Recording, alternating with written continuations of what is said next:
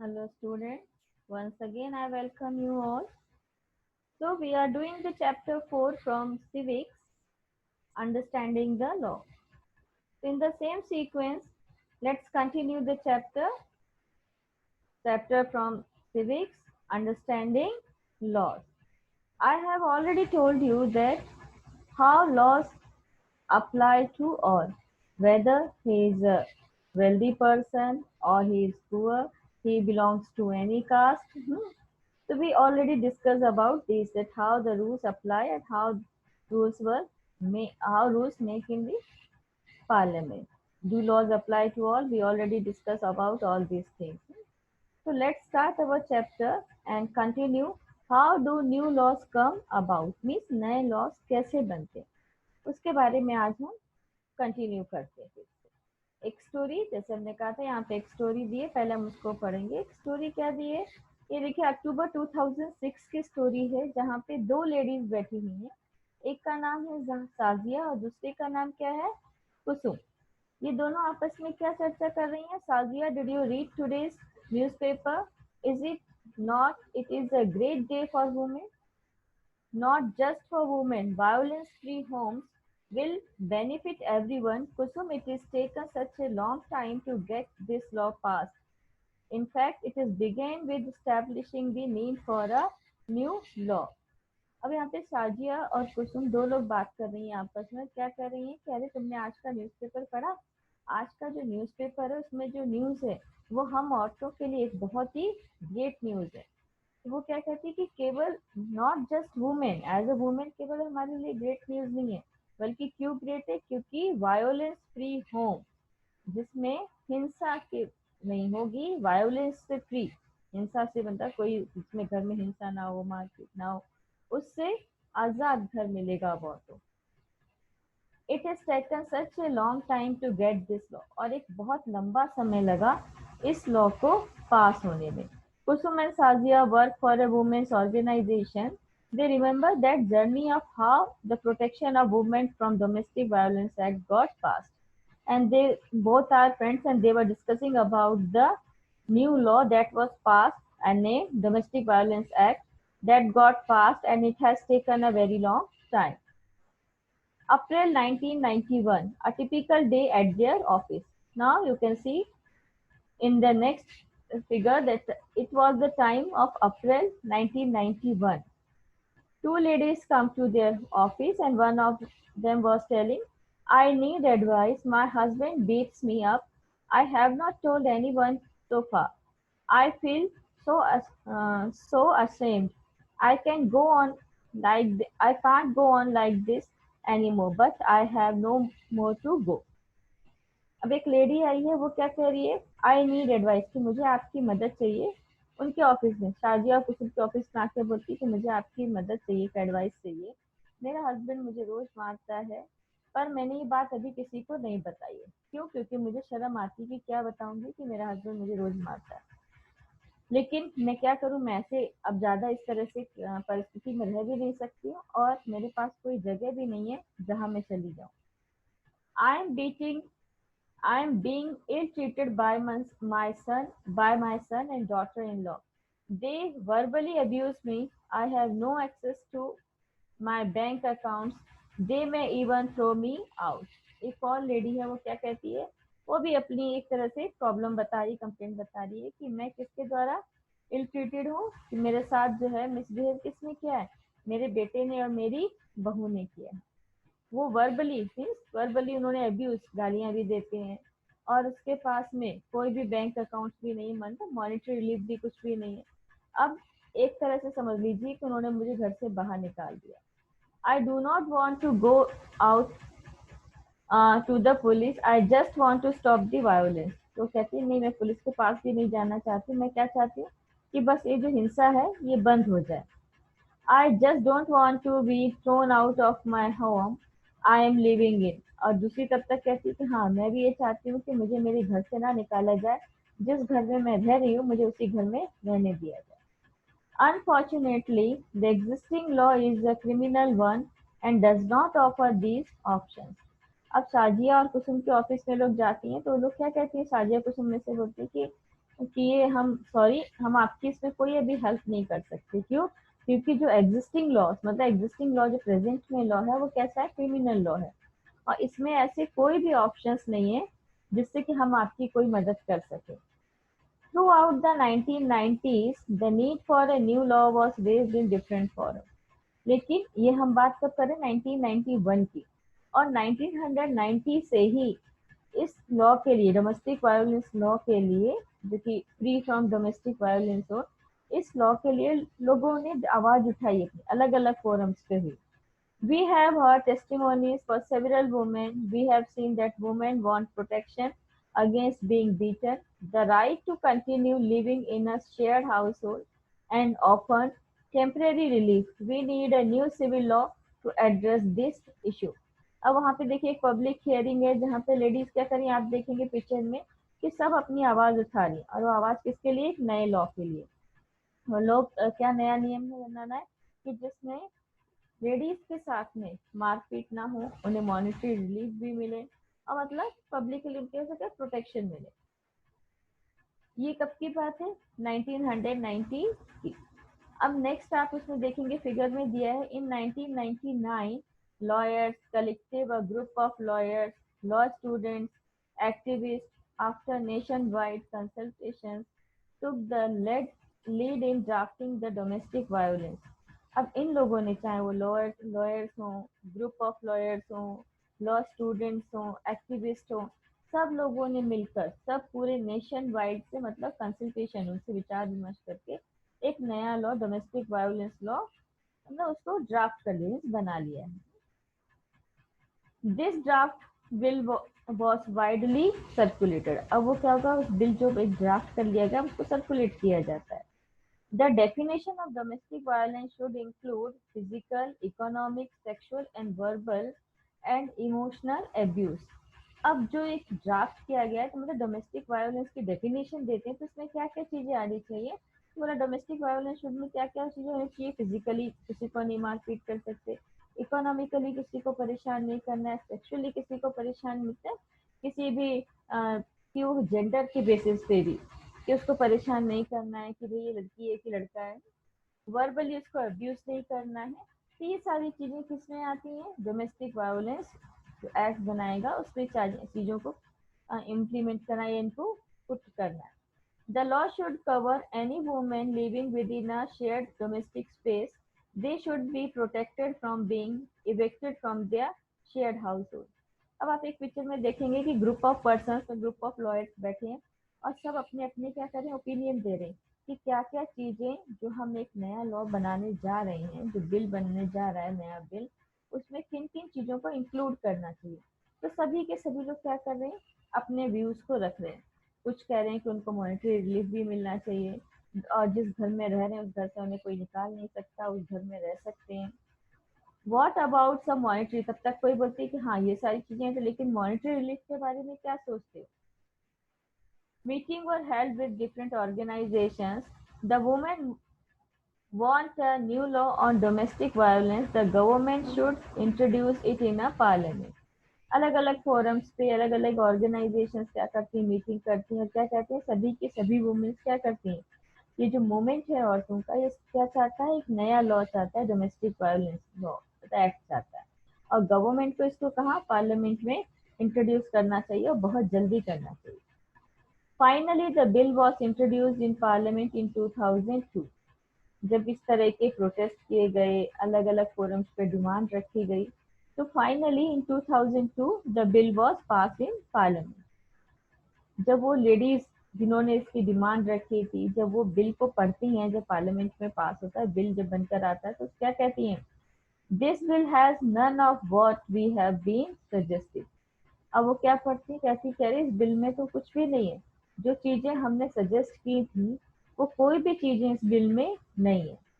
We must oppose the bill in its present form. Let's have a press conference. We could also start an online petition.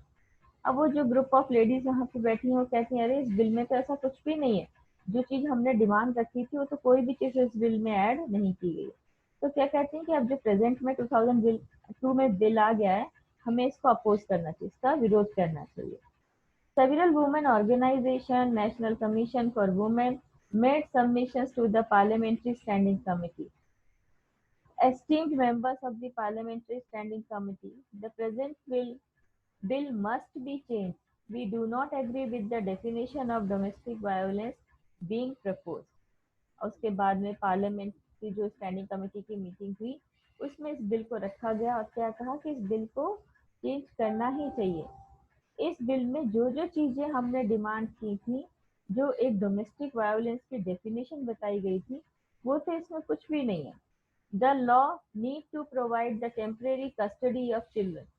और इसमें क्या करना चाहिए कि जो नियम बनाया गया है उसमें बच्चों की जो टेम्परेरी कस्टडी है वो भी उनको प्रोवाइड करनी चाहिए। In December 2002, the Standing Committee submitted the recommendations to the Rajya Sabha and these were also tabled in the Lok Sabha. The committee report accepted most of the demand of the women group. Finally, a new bill was introduced in Parliament in 2005. After being passed in both the houses of Parliament, it was sent to the President for its assent. The Violation Act came into effect in 2006. जैसा कि हमें पता है कि कोई भी bill बनता है बेटा तो सबसे पहले उसको क्या करते हैं, लोकसभा में पास होता है। जैसे कोई बिल लोकसभा में बना उसको फिर कहाँ भेजा जाएगा, राज्यसभा में भेजा जाएगा। अगर राज्यसभा के मेंबर्स उससे सेटिस्फाइड है तो ठीक है, वो बिल वापस आ जाता है। उसको बाद में कहाँ भेज दिया जाता है, प्रेसिडेंट के पास में। जब प्रेसिडेंट उस पर सिग्नेचर कर देता है तब वो क्या बन जाएगा, एक एक्ट बन जाता है। इसी तरह से 2002 में जब पूरा बिल बन चुका था तो पूरा ड्राफ्ट हो गया, बिल बन गया, तो स्टैंडिंग कमेटी जो थी उसने क्या किया, उस बिल को राज्यसभा में भेजा और उसके बाद में लोकसभा में कमेटी ने अपनी रिपोर्ट सबमिट कर दी। और मोस्टली दोनों हाउसेस, चाहे वो राज्यसभा हो या लोकसभा हो, दोनों हाउसेस के द्वारा उस बिल को एक्सेप्ट कर लिया गया। कि दोनों जो पार्लियामेंट के हाउसेस थे 2005 में उस बिल को एक्सेप्ट कर लिया गया। आफ्टर बीइंग पास, जब उसके ऊपर प्रेसिडेंट के सिग्नेचर हो गए तब वो 2006 मतलब finally in 2006 the bill came into effective. At a press conference in October 2006, what is this new law? A law in first recording a woman recognizing a woman's right to a violence-free home and provide a comprehensive definition of domestic violence.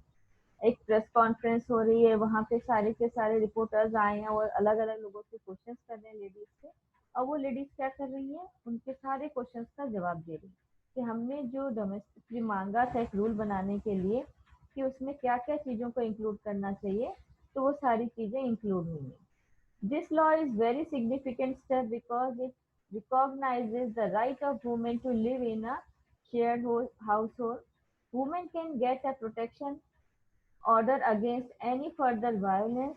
Women can get monetary relief to meet with their expenses including medical costs.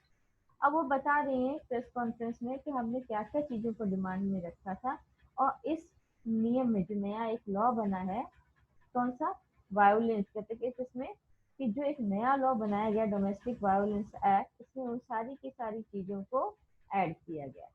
तो finally जो 1990 से demand रखी गई थी वो कब पूरी हुई, 2006 में फाइनली डोमेस्टिक वायोलेंस एक्ट एक बन गया।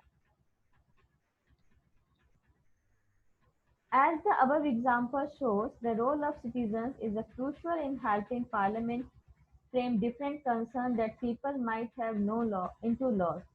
From establishing the need for a new law or its being passed at every stage of the process of voice in citizen is a crucial element.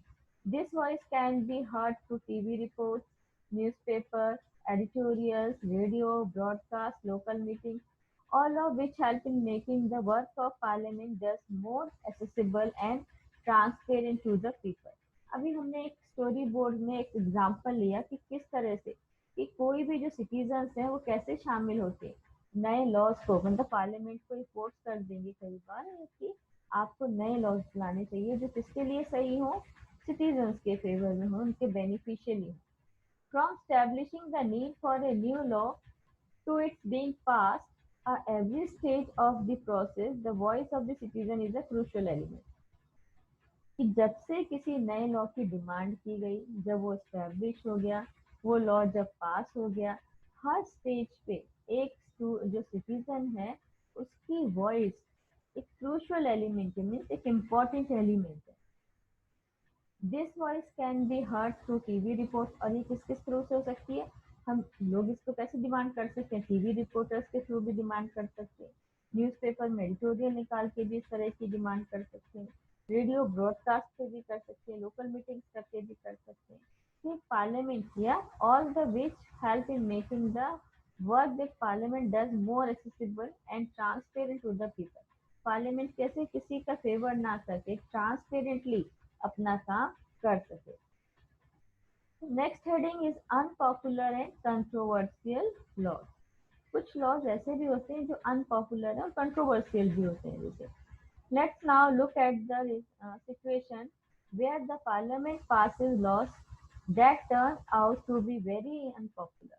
अब हम एक ऐसी सिचुएशन भी देखते हैं जहाँ पे क्या करती है, पार्लियामेंट ऐसे लॉज पास करती है जो बहुत ही अनपॉपुलर है।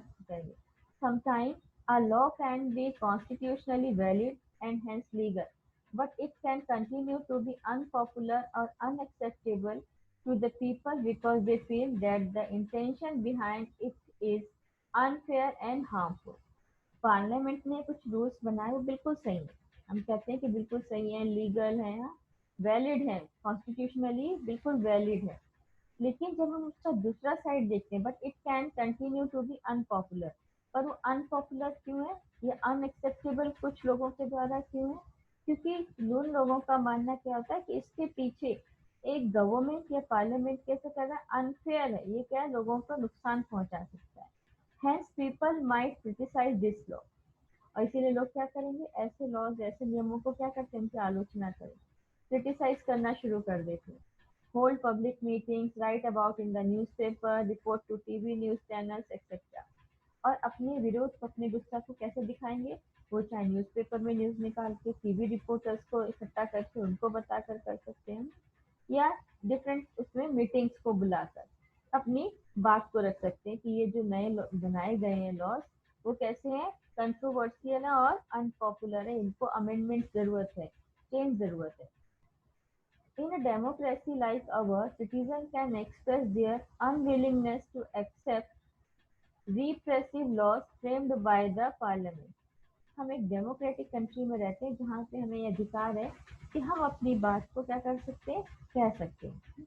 अनविलिंगली, कि हम जरूरी नहीं है कि हम किसी जो अनविलिंगली जो गवर्नमेंट ने कोई रूल्स ऐसे बनाए तो हम उसको एक्सेप्ट कर लें, हम अपनी बात को कहने का हमें अधिकार है।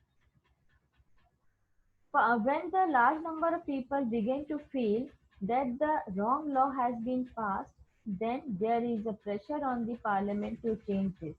और जब एक लार्ज नंबर ऑफ पीपल इस चीज में इकट्ठे हो जाते हैं कि नहीं, जो लॉज बनाए गए हैं कंट्रोवर्शियल लॉज हैं, अनपॉपुलर लॉज हैं, इनको बदलना चाहिए, तो पार्लियामेंट प्रेशर में आ जाती है, उन लॉज को फिर बदला जाएगा। For example, various municipal laws on the use of space within municipal limits often make hawking and street vending illegal. जैसे एक और एग्जाम्पल बताएं कि आप कैसे समझोगे कि कंट्रोवर्शियल लॉज एंड पॉपुलर कैसे। जैसे कि आप एक एग्जाम्पल ले लीजिए, म्यूनिसिपल, जो एक म्यूनिसिपल कॉर्पोरेशन, उसने क्या नियम बनाया है, कोई भी फुटपाथ पे सामान नहीं बेचेगा, ऐसे कहीं पे भी जमीन में बिछाकर सामान नहीं भेजेगा, प्रॉपर जो उसके मार्केट है वहां पे सामान भेजेगा। लेकिन ये पॉसिबल तो है ही नहीं, क्यों, क्योंकि जो वेंडर है, हॉकर है, हमें क्या करता है, कई बार हमें इनसे सस्ता सामान मिल जाता है, तो हम क्या करते हैं, इन लोगों से खरीद लेंगे। साथ ही साथ इन लोगों के पास इतना पैसा भी नहीं होता है कि वो अपनी दुकान खरीद सकें, दुकान मतलब किराए पे ले सकें, दुकान का किराया दे सकें, इलेक्ट्रिसिटी बिल जमा कर सकें, तो नहीं, वो क्या करते हैं, वेंडर्स हैं, एक जगह से दूसरी जगह ढूंढते रहते हैं और अपने सामान को बेचते रहेंगे।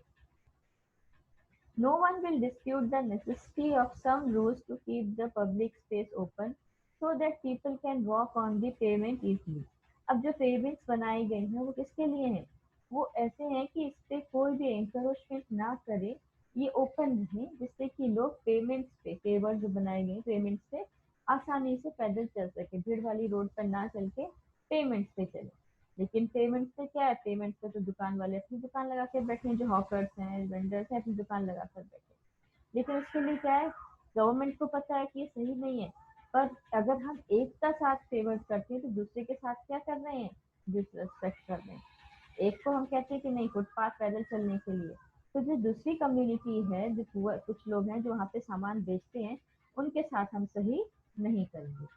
However, one cannot deny that hawkers and vendors provide essential services cheaply and efficiently to the millions living in a large city. This is their means of livelihood. और क्यों? क्योंकि इसी से उनकी जीविका चलती है। जो वेंडर्स हैं, हॉकर्स हैं, फुटपाथ पे जो अपना सामान बेचते हैं, इससे उनके परिवार या उनका लाइवलीहुड या कहते परिवार चलता है। Hence, if the law favors one group and disregard the other, it will be controversial and lead to a conflict. इसीलिए अगर लॉ एक ग्रुप को फेवर करता है, दूसरे को डिसरिगार्ड करेगा, तो ये लॉ कैसा हो जाएगा, कंट्रोवर्शियल लॉ हो जाएगा। It will be controversial and group relate to conflict, इससे लोगों के अंदर क्या हो जाएगा, गुस्सा आएगा। People who think that the law is not fair can approach the court to decide on the issue. और लोगों को लगेगा कि जो लॉ बनाया गया वो नहीं है, सही नहीं है, तो क्या करेंगे, अपने इशू को लेकर कोर्ट को भी जा सकते, कोर्ट नहीं तो कोर्ट को अप्रोच कर सकते। The court has the power to modify और cancel laws if it is find that they don't adhere to the constitution. अब कॉन्स्टिट्यूशन के पास में क्या है, उसके पास में ये अधिकार है कि कोर्ट के पास में वो देखेगा, या तो उसमें मॉडिफाई करेगा, कुछ मॉडिफिकेशन कर देगा रूल्स में, या फिर उनको क्या करेगा, कैंसिल कर देगा, नए रूल्स बनाया जाएगा। लेकिन वो क्या देखेगा कि it find that they don't adhere to the constitution. अगर लगता है कि कॉन्स्टिट्यूशन के अकॉर्डिंग ये रूल्स सही नहीं थे, तो या तो उनको कैंसिल कर दिया जाएगा, या फिर उनमें क्या होगा, अमेंडमेंट किया जाता है, कुछ चेंजेस किए जाएंगे। Do you remember the photo easy on the women's movement in the class 7 book? The photos there showed the different ways in which citizens can protest, campaign, and show solidarity. The following pictures point to the other ways in which people protest unjust laws. अब आपको मालूम है इस तरह की pictures आपने class 7 की book में भी देखी थी, जिसमें लोग क्या कर सकते हैं, अपने अनजस्ट लॉज जो है, जो सही नहीं है नियम, उनके खिलाफ प्रोटेस्ट कर सकते हैं। और प्रोटेस्ट करने के तरीके अलग अलग हो सकते हैं, वो चाहे वो कंपेयरिंग करके करें, मीडिया चैनल्स के थ्रू जाकर करें, न्यूज़पेपर के थ्रू अपनी बात कहें, तो सबके अलग अलग तरीकों से कर सकते हैं। We need to remember that our role as a citizen does not end with electing our representative. ये बात हमें नहीं भूलनी चाहिए कि एज अ सिटीजन हमारा रोल खत्म नहीं हो जाता कि हमने किसी एक मेंबर को इलेक्ट करके कहाँ भेज दिया, राज्यसभा में भेज दिया, लोकसभा में भेज दिया, मतलब कहीं पे भी हमने उसे बिताकर भेज दिया और हमारा रोल खत्म।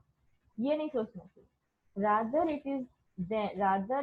it is then that we begin to use newspapers and the media to carefully chart to the work that is being done by our MPs and criticize their action when we feel it is required.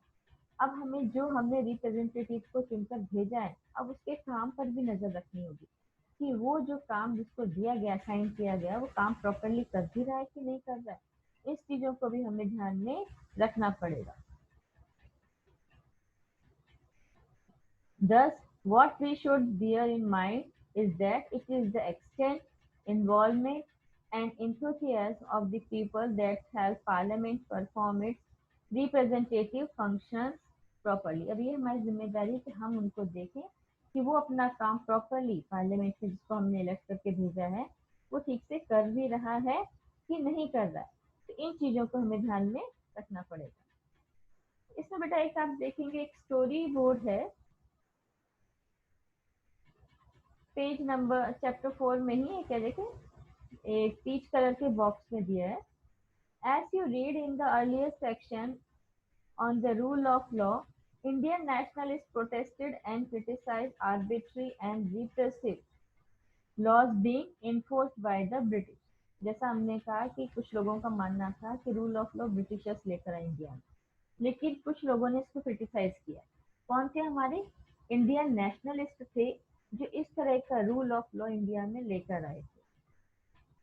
History provides us with the several examples of the people and communities who have struggled to end unjust law। और history से हमें इस तरह के कई सारे examples मिल जाएंगे जिससे हमें पता चलेगा कि जो अनजस्ट, मतलब जो सही कानून नहीं थे, लोगों ने उनके खिलाफ कैसे प्रोटेस्ट किया।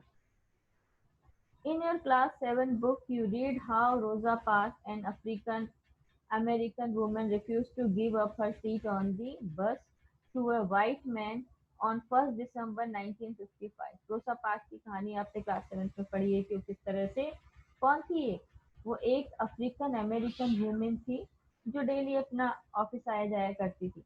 लेकिन उसमें क्या रोल था कि अगर कोई गोरी महिला बैठ खड़ी है बस में, तो और काली जैसे अफ्रीकन लेडी बैठी है, लेडी या जेंट्स कोई भी, तो उसे क्या करना होगा, अमेरिकन को बस में सीट देनी पड़ेगी। लेकिन रोसा पार्क वो लेडी थी जिसने रिफ्यूज कर दिया था कि मैं अपनी सीट किसी को नहीं दूंगी, मैं बस में आई हूँ, मैं पहले बैठी हूँ, कि सीट मेरी है, मैंने पैसे दिए, मैंने टिकट लिया है, सब कुछ किया है। तो 1 दिसंबर 1955 का इंसिडेंट है कि जब वो ऑफिस से अपने लौट रही थी तब उसने रिफ्यूज किया कि मैं अपनी सीट किसी को नहीं दूंगी। She was protesting the law on the segregation that divided up all public spaces, including the street between the white and the African American। और उस समय क्या था, इतना कलर के बेसिस पे डिस्क्रिमिनेशन किए जाते थे कि जो काले लोग हैं उनके बच्चों के स्कूल अलग होंगे, जो गोरे हैं उनके अलग होंगे, और साथ ही साथ चलने के लिए जो स्ट्रीट्स हैं उन लोग के लिए, including the streets, public spaces जो हैं, ये सब गोरे और काले दो लोगों में डिवाइड कर दिए गए थे। और वो उसी के खिलाफ क्या कर रही थी, प्रोटेस्ट कर रही थी। हर refusal was a key event that mark the start of the civil right movement. और जो उसने एक रिफ्यूज रिफ्यूज किया था कि मैं अपनी सीट किसी को नहीं दूंगी, तो एक की कहते हैं इम्पोर्टेंट इतना बन गया वो, कि उसी ने ही की इवेंट बन गया कि सिविल राइट मूवमेंट को जन्म दिया, which led to the Civil Rights Act in 1964, which prohibited discrimination on the basis of race, religion, or national origin in the USA. So, with this, we come to our end of the chapter. If you have any doubts, you can contact me. I will clear your doubts. So, thanks, Rita.